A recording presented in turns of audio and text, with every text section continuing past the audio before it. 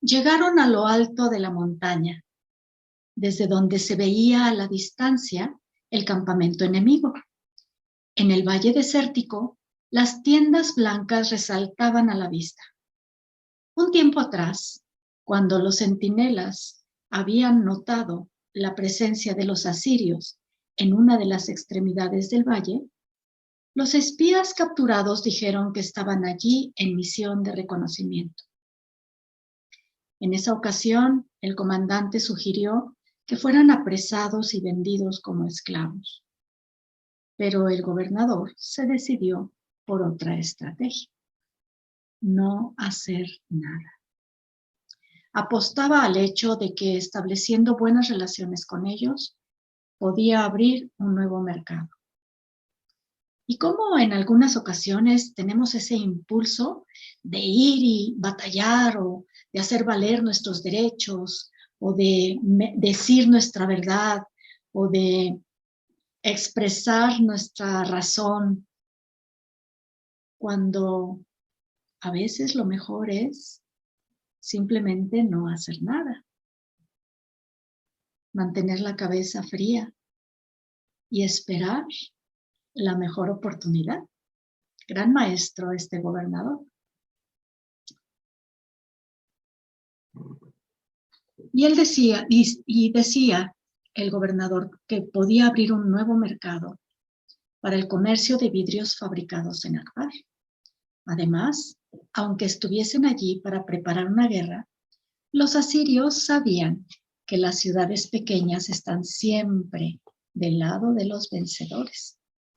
En este caso, todo lo que los generales asirios deseaban era pasar por ellas sin encontrar resistencia, en busca de Tiro y Sidón. Estas, sí, eran las ciudades que guardaban los tesoros y los conocimientos de su pueblo. La patrulla había acampado a la entrada del valle y poco a poco se le habían ido sumando refuerzos. El sacerdote decía conocer la razón. La ciudad tenía un pozo de agua, el único pozo en varios días de caminata por el desierto. Si los asirios querían conquistar Tiro o Sidón, necesitaban aquella agua para abastecer a sus ejércitos. Al finalizar el primer mes, aún podían expulsarlos. Al final del segundo mes, aún podían vencer con facilidad y negociar una retirada honrosa de los soldados asirios. Se quedaron esperando el combate, pero sus adversarios no atacaban. Al final del quinto mes, aún podían ganar la batalla. Atacarán pronto porque deben de estar sufriendo sed, se decía el gobernador. Pidió al comandante que elaborase estrategias de defensa y mantuviese a sus hombres en entrenamiento constante para reaccionar ante un ataque sorpresa. Pero él se concentraba solamente en la preparación de la paz. Y cómo esta última frase es tan importante. Aun cuando estemos preparados para la batalla, para el discernimiento, para las cuestiones de la vida en general, siempre debemos estar concentrando nuestra atención y nuestro enfoque en la paz, en prepararnos para una vida pacífica, una vida en equilibrio. Había transcurrido ya medio año y el ejército asirio continuaba acampando. La tensión en Akbar, creciente durante las primeras semanas de ocupación, había disminuido notoriamente. Las personas continuaban sus vidas. Los agricultores volvían a ir a los campos. Los artesanos fabricaban el vino, el vidrio y el jabón, y los comerciantes seguían comprando y vendiendo sus mercancías. Todos pensaban que si Akbar no había atacado al enemigo, era porque la crisis sería resuelta en breve con negociaciones. Todos sabían que el gobernador había sido designado por los dioses y conocía siempre la mejor decisión que se debía adoptar. Cuando Elías llegó a la ciudad, El gobernador había mandado difundir rumores sobre la maldición que el extranjero traía consigo.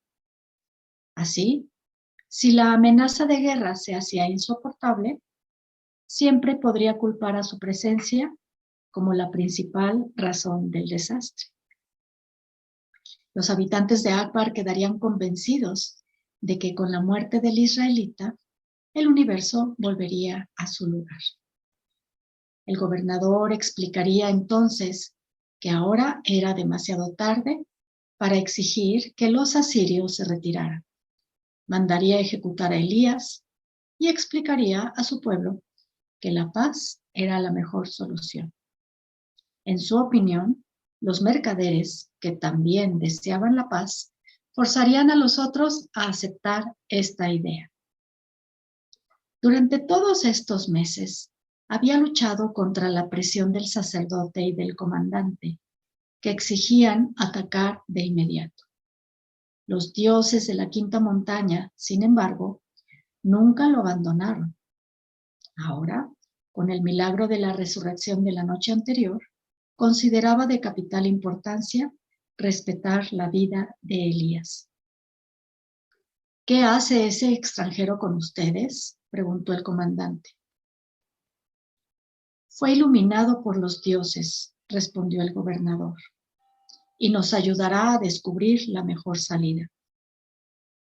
Rápidamente cambió de conversación. Parece que el número de tiendas ha aumentado hoy y aumentará más aún mañana, dijo el comandante. Si hubiéramos atacado cuando no formaban más que una patrulla, posiblemente no hubieran vuelto. Te equivocas. Alguno de ellos terminaría escapándose y volverían para vengarse. Cuando atrasamos la cosecha, los frutos se pudren, insistió el comandante. Pero cuando atrasamos los problemas, no paran de crecer. Y de verdad, ¿cuánta razón tiene esta frase, verdad? Es decir, cuando no atendemos lo que debemos de atender, las cosas no funcionan o se ponen peor y van creciendo hasta que prestamos atención. O en la primera frase de cuando atrasamos la cosecha, los frutos se pudren, ¿cuánta razón tiene? Es decir, cuando es el momento de tomar acción o de tomar lo que te corresponde o lo que te llega, si no lo hacemos, después no sabe igual, no es lo mismo o ya cambió. El gobernador explicó que la paz reinaba en Fenicia desde hacía casi 3 siglos, y eso era de gran orgullo de su pueblo. ¿Qué dirían las generaciones futuras si él interrumpiese esta prosperidad? Envía a un emisario para negociar con ellos, dijo Elías. El mejor guerrero es aquel que consigue transformar al enemigo en amigo. No sabemos exactamente lo que quieren. Ignoramos incluso si desean conquistar nuestra ciudad. ¿Cómo podemos negociar? Hay señales de amenaza. Un ejército no pierde su tiempo haciendo ejercicios militares lejos de su país. Cada día llegaban más soldados y el gobernador se ocupaba en calcular la cantidad de agua que sería necesaria para todos aquellos hombres. En poco tiempo, la ciudad estaría indefensa ante el ejército enemigo. ¿Estamos en condiciones de atacar ahora?, preguntó el sacerdote al comandante. Sí, podemos atacar.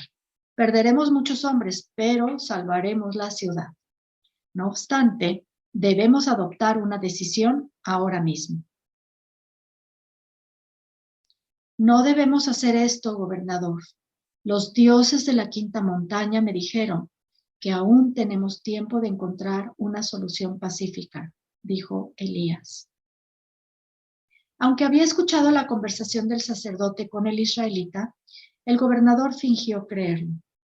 A él no le importaba que Sidón y Tiro fueran gobernadas por los fenicios, por los cananeos o por los asirios. Lo importante era que la ciudad pudiese continuar comerciando sus productos. Ataquemos, insistió el sacerdote. Esperemos un día más, pidió el gobernador. Puede ser que las cosas se resuelvan. Tenía que decidir enseguida la mejor forma de enfrentarse a la amenaza de los asirios. Descendió de la muralla y se dirigió al palacio, pidiendo al israelita que lo acompañase. Por el camino, observó al pueblo que lo circundaba. Los pastores llevando a las ovejas a las montañas, los agricultores yendo a los campos, para intentar arrancar de la tierra seca un poco de sustento para ellos y sus familias. Vio a soldados que hacían ejercicios con sus lanzas y a algunos mercaderes recién llegados que exponían sus productos en la plaza. Por increíble que pudiese parecer, los asirios no habían cerrado el camino que atravesaba el valle en toda su extensión. Los comerciantes continuaban circulando con sus mercancías y pagando a la ciudad la tasa por el transporte. Ahora que han conseguido reunir una fuerza poderosa, ¿por qué no cierran el camino?, quiso saber Elías. El imperio asirio necesita los productos que llegan a los puertos de Sidón y Tiro, respondió el gobernador. Si los comerciantes fueran amenazados, interrumpirían el flujo de abastecimiento y las consecuencias serían más graves que una derrota militar. Debe de haber una manera de evitar la guerra. Sí, dijo Elías. Si desean agua, podemos vendérsela. El gobernador no dijo nada, pero percibió que podía usar al israelita como un arma en contra de los que deseaban la guerra. Él había subido a la cima de la quinta montaña. Había desafiado a los dioses. Y en el caso de que el sacerdote decidiera insistir en la idea de luchar contra los asirios, Elías sería el único que podría enfrentarlo. Sugirió que fuesen a dar un paseo juntos para conversar un poco.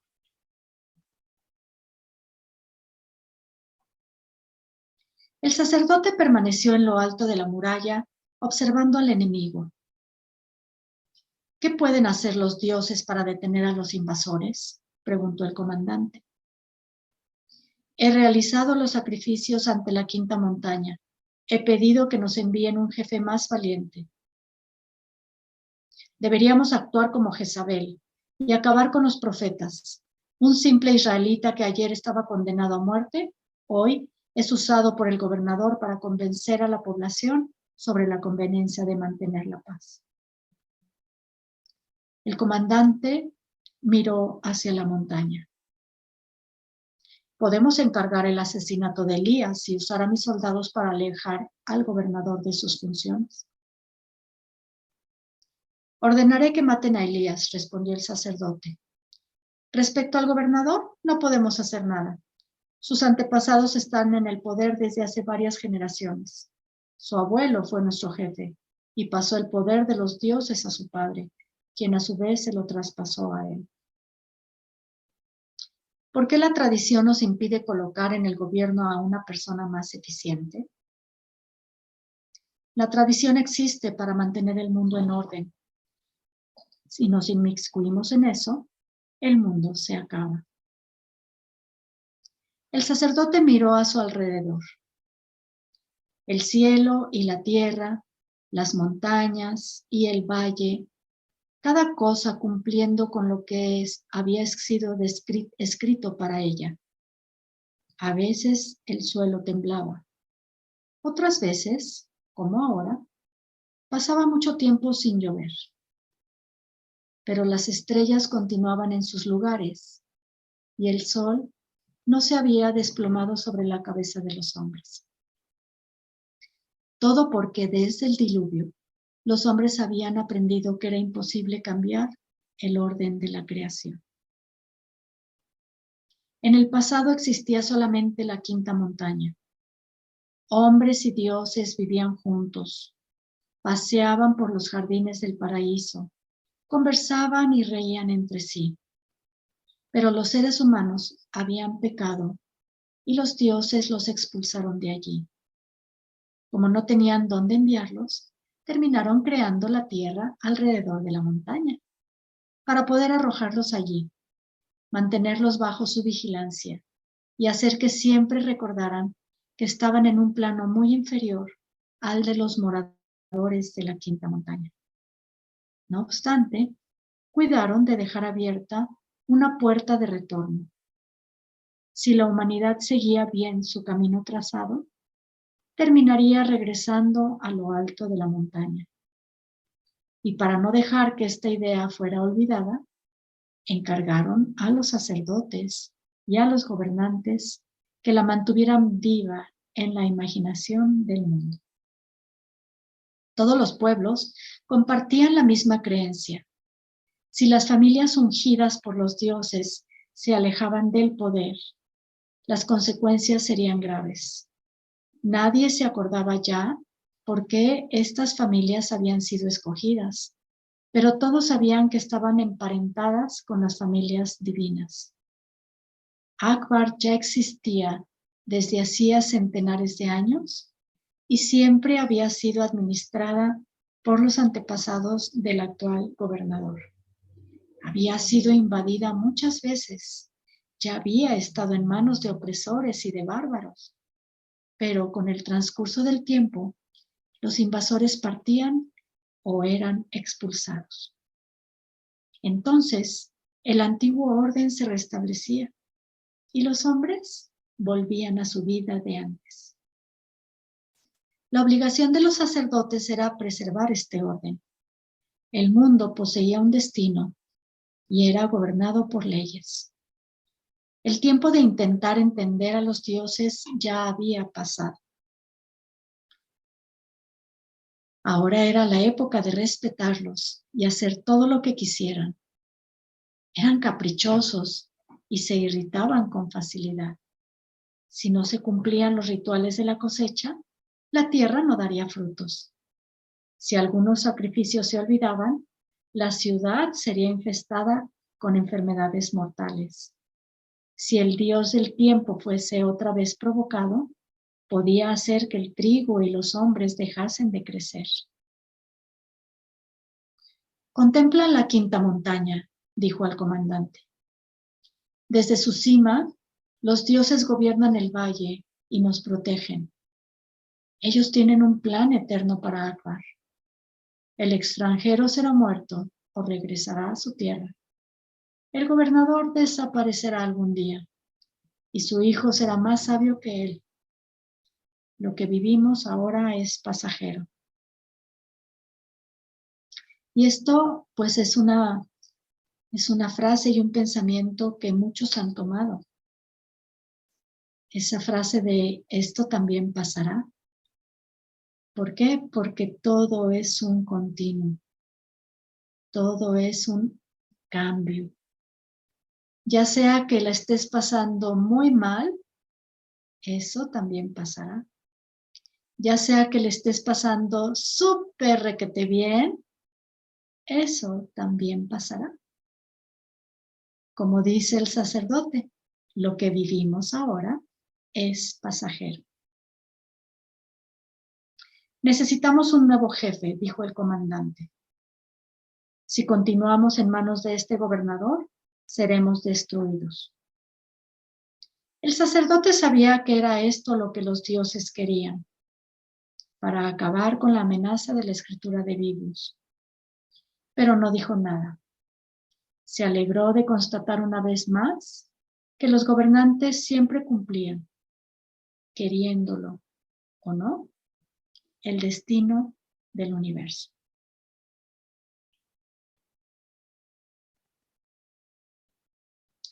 Elías paseó por la ciudad, explicó sus planes de paz al gobernador y fue nombrado su auxiliar.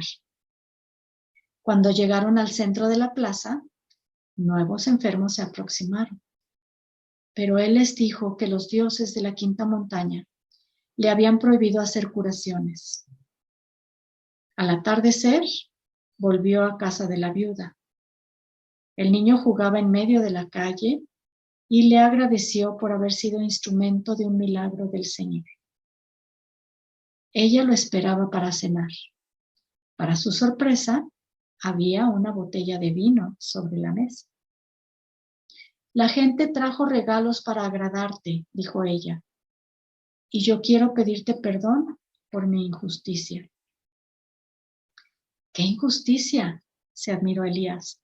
¿No ves que todo forma parte de los designios de Dios? La viuda sonrió, sus ojos brillaron, y él pudo observar lo bonita que era.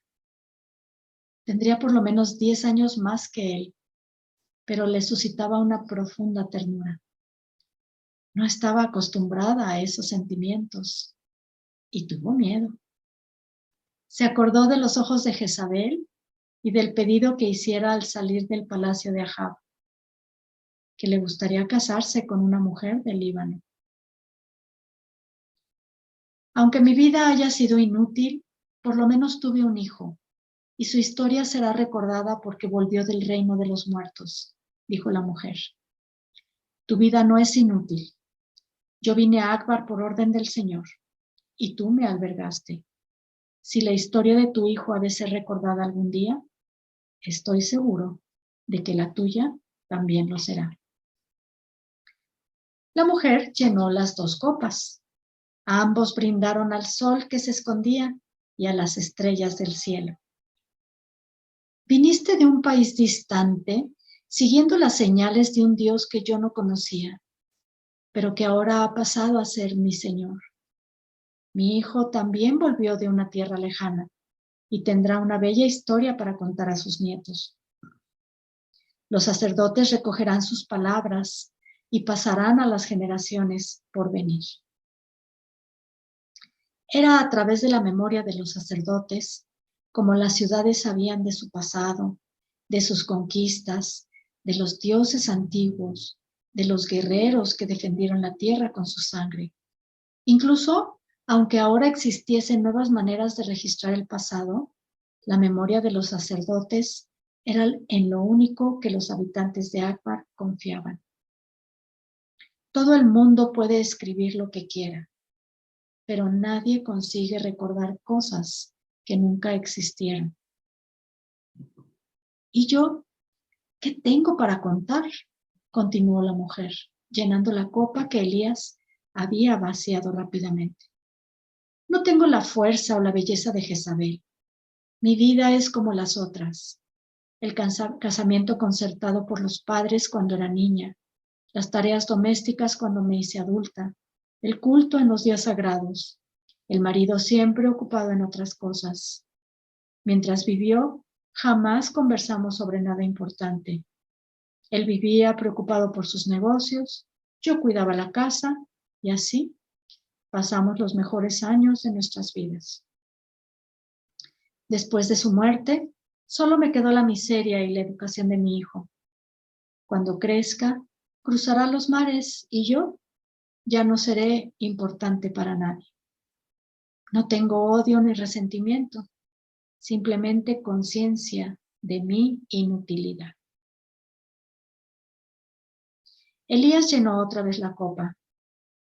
Su corazón empezaba a alarmarse.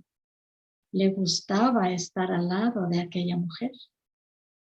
El amor podía ser una experiencia más temible que estar ante un soldado de Ahab con una flecha apuntándole al corazón. Si la flecha lo alcanzase, él estaría muerto y el resto quedaría a cargo de Dios. Pero si el amor le hiriera, él mismo tendría que asumir las consecuencias. Deseé tanto el amor en mi vida, pensó. Y sin embargo, ahora que lo tenía delante, porque sin duda estaba allí, todo lo que tenía que hacer era no huir de él. Su única idea era olvidarlo lo más pronto posible.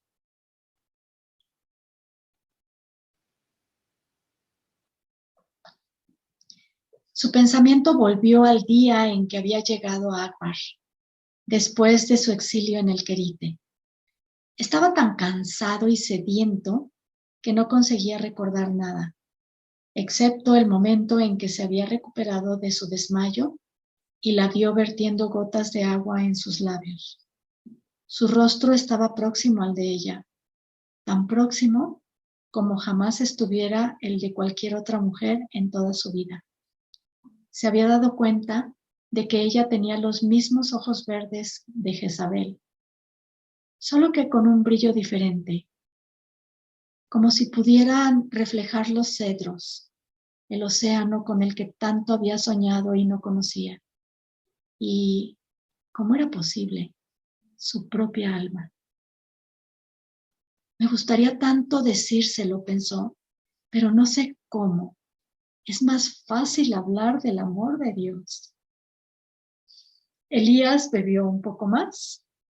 Ella se dio cuenta de que había dicho algo que no le había gustado y decidió cambiar de tema. ¿Subiste a la quinta montaña?, preguntó. Él asintió con la cabeza. Le hubiera gustado preguntarle qué vio allá arriba y cómo consiguió salvarse del fuego de los cielos, pero él parecía no sentirse cómodo. Es un profeta, lee mi corazón, pensó. Desde que el israelita entrara en su vida, todo había cambiado. Hasta la pobreza era más fácil de sobrellevar, porque aquel extranjero había despertado en ella algo que nunca había conocido, el amor. Cuando su hijo enfermó, había luchado contra todo el vecindario para que él continuara en la casa. Sabía que para él el Señor era más importante que todo lo que sucediera bajo el cielo. Tenía conciencia de que era un sueño imposible, pues el hombre que tenía enfrente podía irse en aquel mismo momento, derramar la sangre de Jezabel y no volver jamás para contar lo sucedido. Aún así continuaría amándolo, porque por primera vez en su vida tenía conciencia de lo que era la libertad. Podía amarlo, aunque él jamás lo supiera.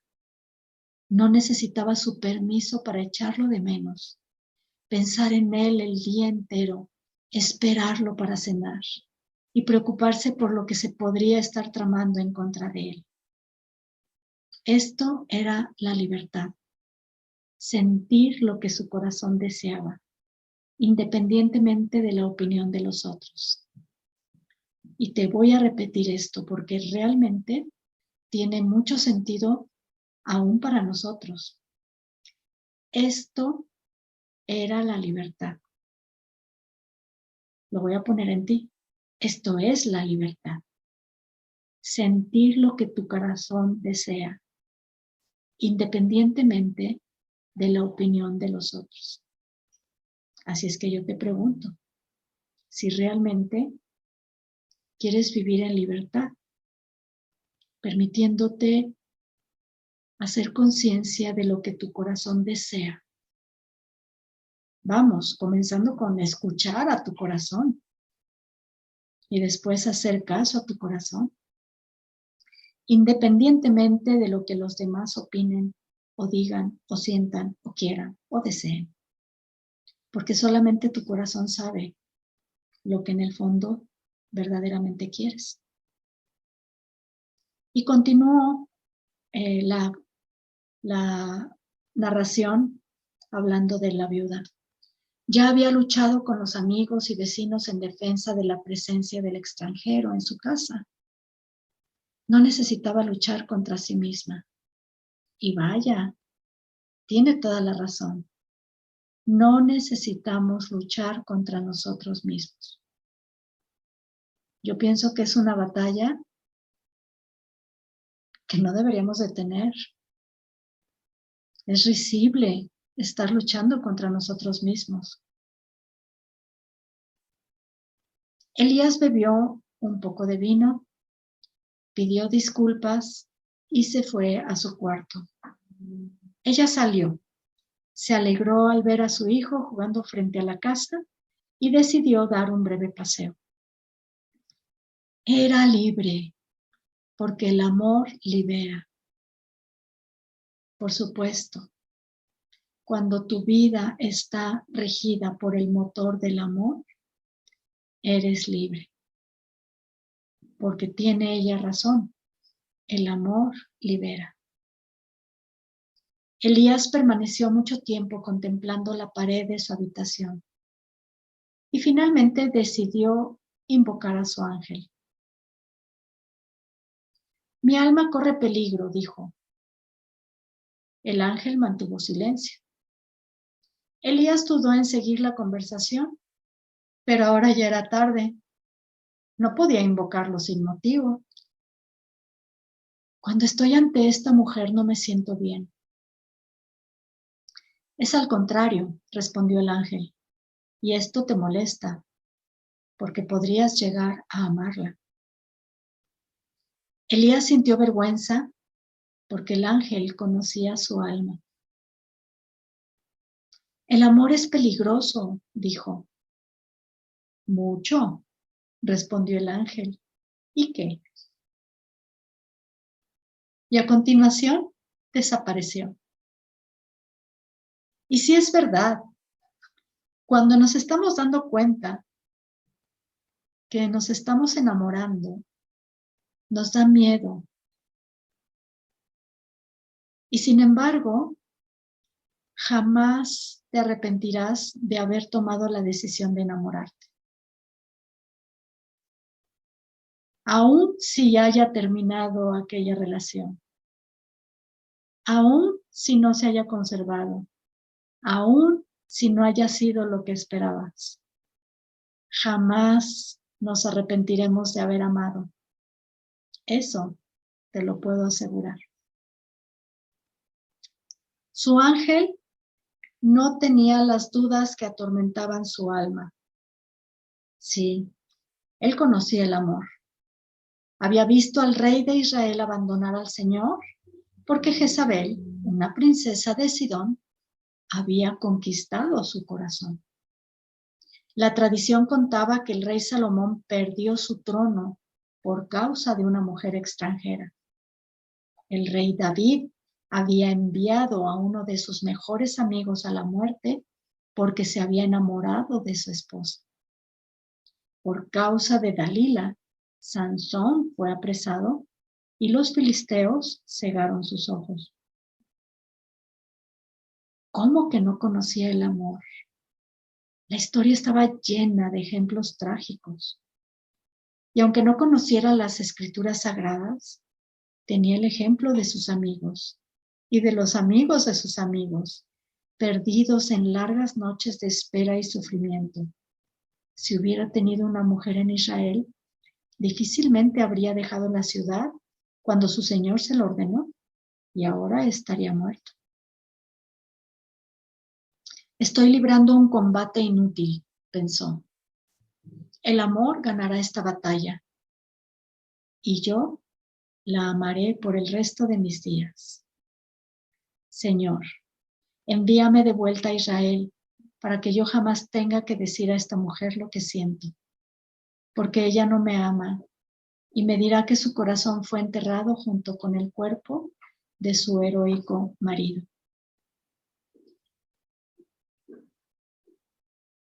Al día siguiente, Elías volvió a encontrarse con el comandante y supo que se habían montado algunas tiendas más. ¿Cuál es la proporción actual de guerreros?, preguntó. No doy informes a un enemigo de Jezabel.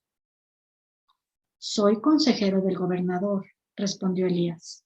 Me nombró su asistente ayer por la tarde. Fuiste informado del nombramiento y por lo tanto debes responderme. El comandante sintió deseos de acabar con la vida del extranjero. Los asirios cuentan con 2 soldados por cada uno de los nuestros, terminó diciendo. Elías sabía que el enemigo necesitaba una fuerza muy superior. Nos estamos aproximando al momento ideal para iniciar las conversaciones de paz, dijo. Ellos entenderán que estamos siendo generosos y conseguiremos las mejores condiciones. Cualquier general sabe que para conquistar una ciudad se necesitan 5 invasores por cada defensor. Pronto llegarán a ese número si no atacamos ahora. Aún con toda la línea de abastecimiento, no tendrán agua suficiente para tantos hombres, y el momento de enviar a nuestros embajadores habrá llegado. ¿Qué momento es ese? Vamos a dejar que el número de guerreros asirios aumente un poco más. Cuando la situación se vuelva insoportable, ellos se verán forzados a atacar. Pero en la proporción de 3 o 4 por cada uno de los nuestros, saben que terminarán derrotados. Y entonces será cuando nuestros emisarios vayan a ofrecer la paz, el libre tránsito y la venta de agua. Esta es la idea del gobernador. El comandante no dijo nada y dejó que el extranjero se fuera. Incluso con Elías muerto, el gobernador podía insistir en aquella idea. Se juró a sí mismo que, si la situación llegaba a ese punto, mataría al gobernador y después se suicidaría, porque no quería ver la furia de los dioses. Entretanto, por nada del mundo permitiría que su pueblo fuese traicionado por dinero. Llévame de regreso a la tierra de Israel, Señor, clamaba Elías todas las tardes caminando por el valle. No dejes que mi corazón quede prisionero en Akbar. Siguiendo una costumbre de los profetas que conocía desde su niñez, comenzó a flagelarse con un látigo siempre que pensaba en la viuda. La espalda le quedó en carne viva y durante 2 días deliró de fiebre. Cuando se despertó, lo primero que vio fue el rostro de la mujer. Había estado cuidando sus heridas, cubriéndolas con ungüentos y aceite de oliva.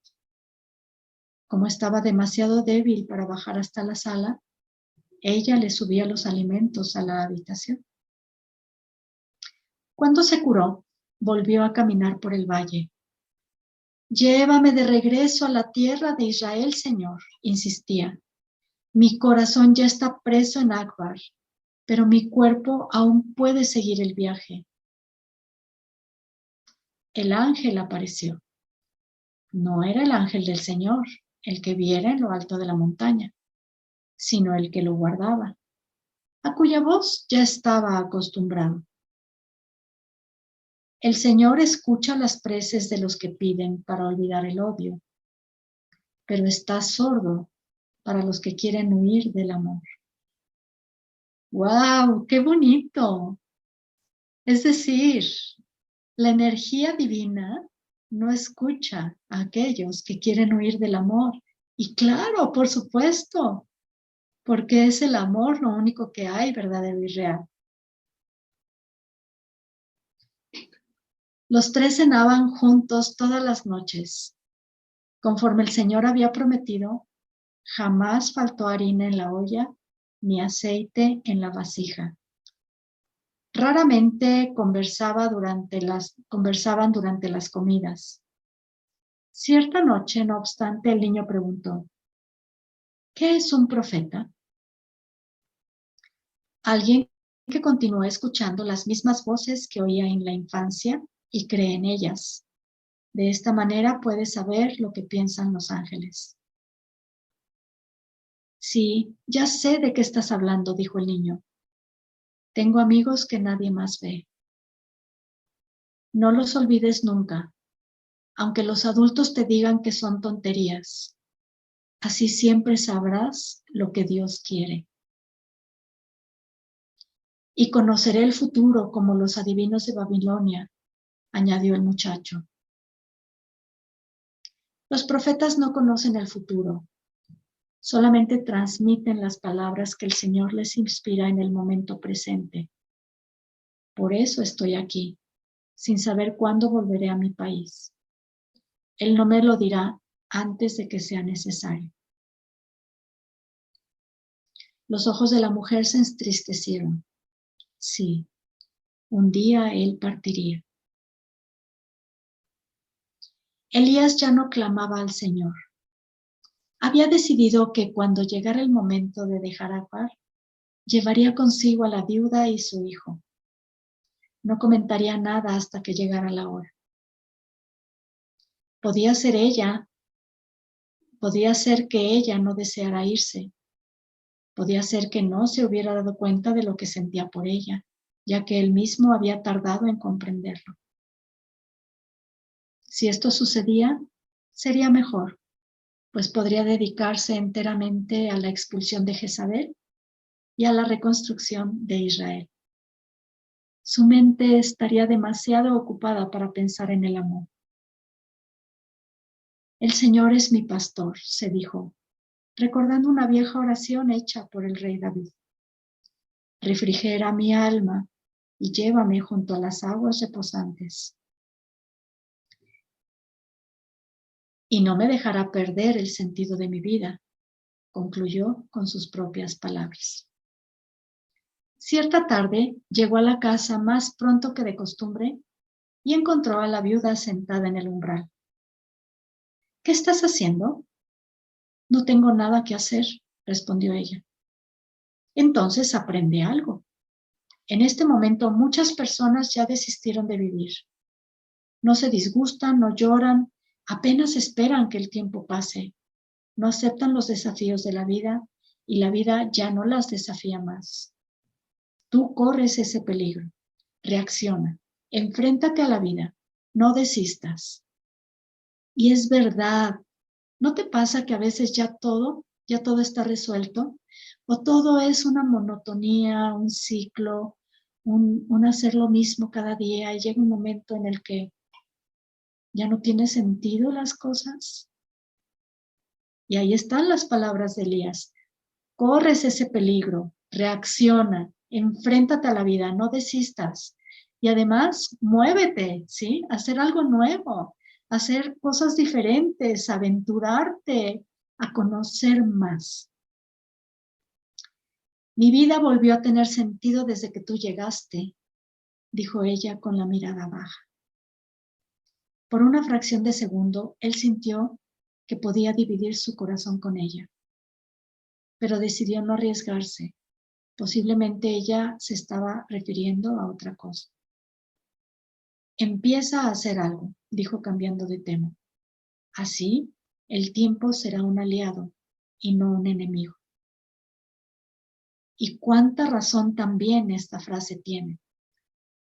Cuando comenzamos a hacer las cosas, en el momento en que sentimos el impulso, en el momento que algo o alguien nos dice, hay que hacer algo diferente, en ese momento el tiempo es nuestro aliado. Y no cuando hemos desperdiciado o hemos dejado de hacer o procrastinado y entonces hay tan poco tiempo para lograr algo que es importante y necesario que se convierte, digamos, en un enemigo. ¿Qué puedo aprender? Elías pensó un poco. La escritura de libros. Será útil si algún día tienes que viajar. La mujer resolvió dedicarse a aquel estudio en cuerpo y alma. No había pensado jamás en salir de Akbar, pero por el modo en que él hablaba, quizá estuviera pensando en llevarla con él. De nuevo, se sintió libre. De nuevo, se despertó de madrugada y caminó sonriendo por las calles de la ciudad.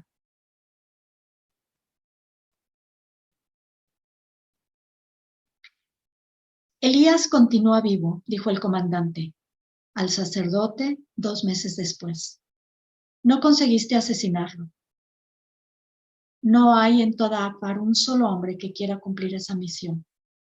El israelita ha consolado a los enfermos, visitado a los presos, alimentado a los hambrientos. Cuando alguien tiene una disputa a resolver con el vecino, recurre a él y todos aceptan sus juicios porque son justos.